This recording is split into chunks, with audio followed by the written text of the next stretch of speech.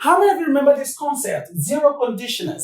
If it's the first time coming across this concept, relax. I already made a video in the previous episode where I talked about conditionals in general, and in there, I talked about four main types of conditionals. But today, our focus is to zero in on zero conditionals. Whether your goal is to write and pass exams such as the IELTS, the IGCSE, or any other local exams in your country, or perhaps you want to speak fluently, zero conditionals is one of those topics you need to focus on. You need to pay close attention to it. That is why today we want to focus on the definition of zero conditionals and then look at the structure that give rise or that give birth to zero conditionals. And then finally, we look at examples of zero conditionals. So let's get to the class. Let's have the definition. Zero conditionals are sentences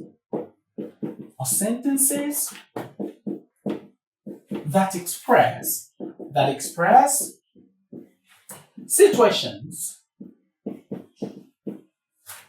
that are universally, conventionally, scientifically, or habitually true, and the resulting consequences.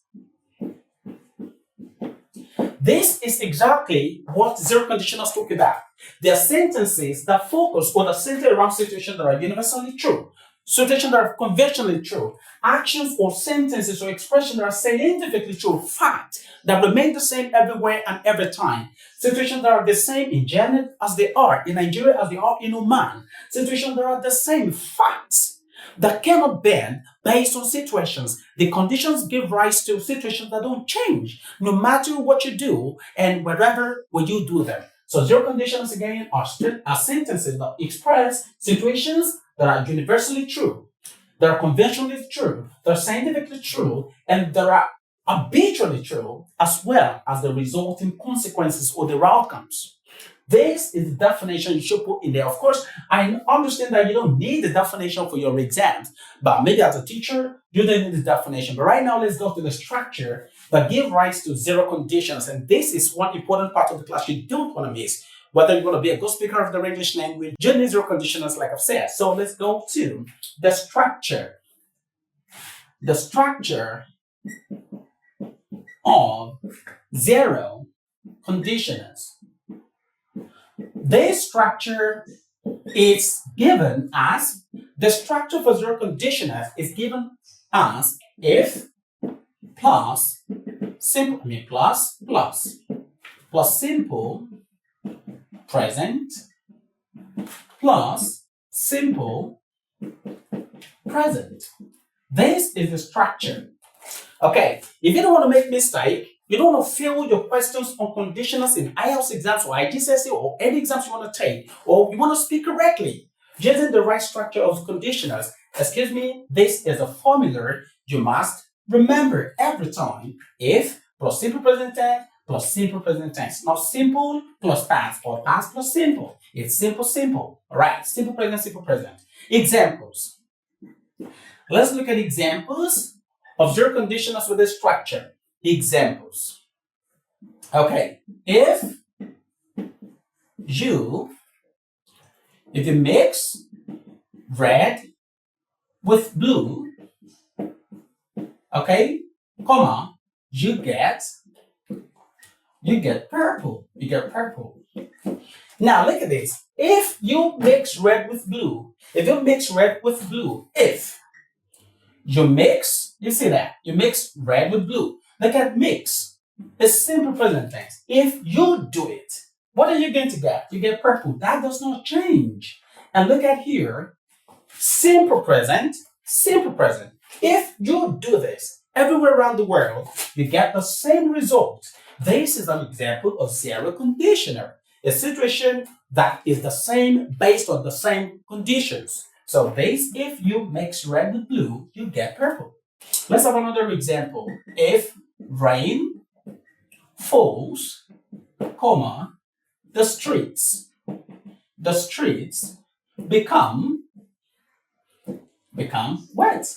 Now look at become, the streets becoming. Look at rain falling. If the rain falls, if rain falls, if rain fall, or if rain fell, if rain falls, the streets become wet. Now this is if. The main subject, the head of the conditional sentence is if. Right? The if, which is the adverb if, then you have rain falls. This is always the same at every time and everywhere. If rain falls, the streets get wet or the street become wet.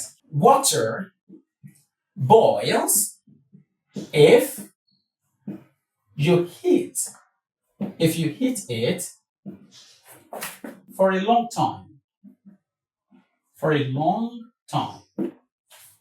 Water boils. Look at water boils. Every time water boils if you heat. No, water boiled or water boiled if you heated it. No, water boils, simple present here. Now, these situations remain the same. These are facts that remain the same, that have been tested over and over and found to be the same, to be true. They are facts that do not change. Another example is if the sun rises, it sets hours after. If the sun rises, it sets hours after. Now, if the sun rises, simple present, and here you have simple present. So, this is the structure of zero conditionals. If plus simple present plus simple present. If anything, remember the definition of zero conditionals was that zero conditionals are sentences that express situations that are universally true, conventionally true, or habitually or scientifically true. That is the definition. If I told you what to memorize that, and I said the structure of zero conditionals is given as if plus simple present tense plus simple present tense. And these are just few examples that explain this concept. I hope that this class has taught you something fascinating about zero conditionals. If it has, kindly remember to subscribe to this channel if you haven't. Also follow on TikTok if you haven't, or across other social media platforms. Thanks again for watching to the very end, and bye for now.